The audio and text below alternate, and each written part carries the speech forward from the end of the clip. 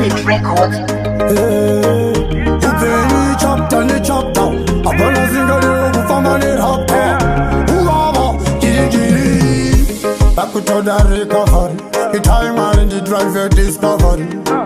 Sienda na kuyenda, chipo cha upeni ndilo tenda. Inzwa, ano kuti wapetiro, anga na raba yetiro.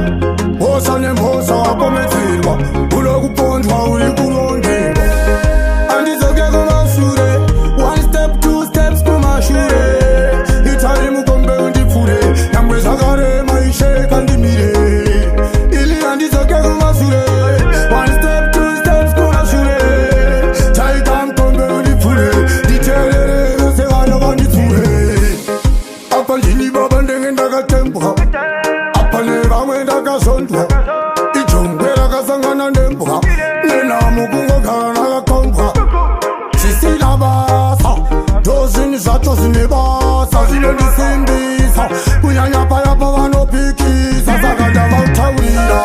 Handidzoke kumashure, itai Mwari kandisamire. One step ndoti 3 kumashure, 4 kumashure. Itai ndisive, handide kudzoka kumashure. Mashure, chipindewo, mumambure. Regai lazindipupure. Tamasika pakuti dai, wazoziva kuti ungararame dai. Upenya ushande dai, ndokusaka vati ndiwai. Ndogaya zvandakarasa, kwazvinhu zvandakabata.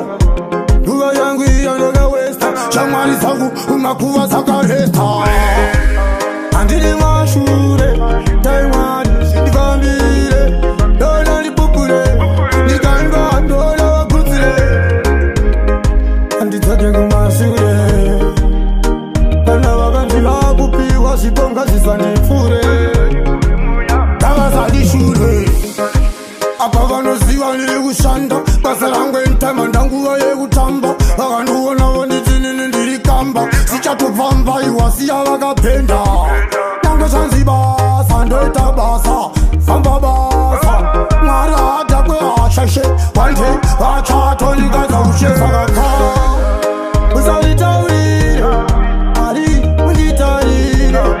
Ine unoziva, unoziva, unoziva, unoziva.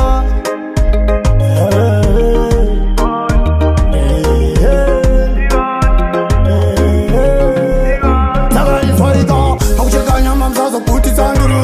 Moto ulovira kutofura kenduru. Tichisimbisana vanhu vakuru, mashoko makuru kutaura machikuru.